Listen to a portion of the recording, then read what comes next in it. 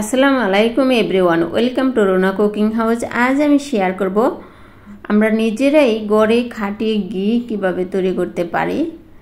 একদম খুবই সহজে দেখানোর চেষ্টা করব। একদম পারফেক্ট একটা ঘি হবে, দানাদার একটা ঘি হবে, আর ঘির কালারটা হবে সেই দারুণ।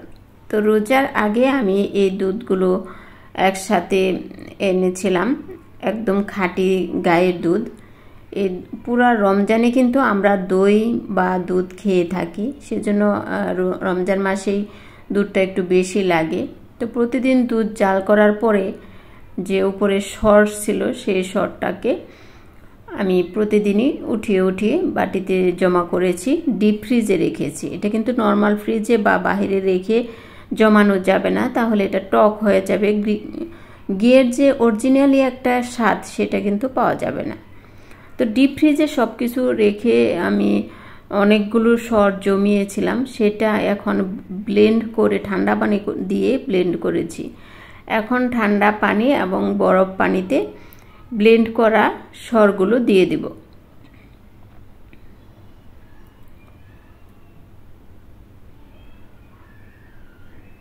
বরফ পানিতে এগুলো দেওয়ার পরে এই যে দুধের সরের যে একটা ফোমি ভাব হয়েছে সেটা কিন্তু উপরে বেশে থাকবে, সেটা এইভাবে করে হাতে নিয়ে নিতে হবে। আর দুধে যে সরের সাথে যে কিছুটা দুধও চলে আসছে, সে কারণে কিন্তু পানিটা এরকম সাদা হয়ে যাবে। আর এই পানিটা কিন্তু ফেলে দিব না, এই পানিটাও কিন্তু আমাদের কাজে লাগবে। এই পানিটা দিয়েও কিন্তু আমরা মাছ মাংস রান্না করব যখন, তখন জুল হিসেবে কিন্তু আমরা এটা ব্যবহার করতে পারবো। আর এটা চিনি দিয়ে লবণ দিয়ে এটাকে মাঠার মতো শরবত করে আমরা খেতে পারবো। তো এটা তো আমি ডিপ ফ্রিজে রেখে দিব বোতলে ভরে, যখনই রান্না করব তখন ব্যবহার করতে পারবো, বা ঠান্ডা শরবত করলেও এটা দেওয়া যাবে। তো দেখতে পাচ্ছেন আমি কিভাবে এই সরের ইয়াগুলো উঠিয়ে নিচ্ছি, যে ঘি অরিজিনালি যে ঘি। এইভাবে এই যে ফোমটা এই ডিপ ফ্রিজে রেখে দিলে এটা কিন্তু বাটার হয়ে যাবে, ঠিক আছে। তো আমি এর আগে কিন্তু আমার চ্যানেলে ঘি বাটারের রেসিপি দেওয়া আছে, তো আমি সবগুলো এইভাবে করে নিয়েছি। আমি দিয়ে দিচ্ছি একটা কড়াইতে চুলার ওপরে।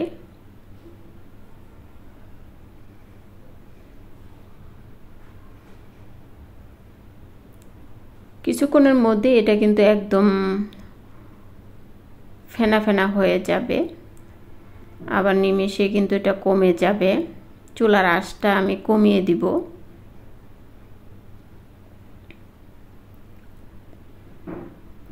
অরিজিনালি যে ঘি সেটা কিন্তু উপরে বেশি উঠছে দেখতে পাচ্ছেন, আর নিচে থেকে একদম এরকম লালচে হয়ে একটু পুরো পুরো লেগে যাবে। ঘুরিয়ে ফিরিয়ে এটাকে তৈরি করে নিতে হবে। চুলার উপর বসিয়ে রাখলে কিন্তু ঘিয়ের যে অরিজিনালি হলুদ কালারটা থাকবে না, লালচে কালার হয়ে যাবে, বেশি পুরা পুরা হয়ে যাবে।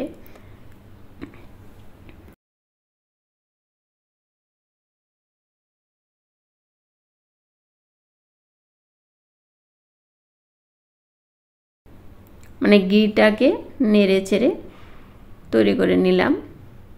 এখন একটা ছাকনা দিয়ে এটাকে ছেঁকে নিব। নিচের ইয়াটা কিন্তু লালচে হবে, গোল্ডেন কালার হবে, কিন্তু পুড়ে যাবে না এরকম। তাহলে এই ঘিয়ের কালারটা একদম সুন্দর একটা কালার আসবে। তো ঘিটা আমি ঠান্ডা করে নিয়েছি, ঢাকনা দিয়ে ঢেকে রেখেছিলাম ঠান্ডা হওয়ার জন্য। তো ঠান্ডা হওয়ার পরে মানে নর্মালি আমি এইভাবেই রেখে দিয়েছিলাম বাহিরে, ফ্রিজে না। তো দেখতে পাচ্ছেন নিচে একদম দানাদার একটা সুন্দর ঘি তৈরি হয়েছে। এর ফ্লেভারটা যে কতটা সুন্দর মাশাআল্লাহ, আসলে নিজেরা তৈরি করলে বুঝতে পারবেন এর গ্রানটা কত সুন্দর।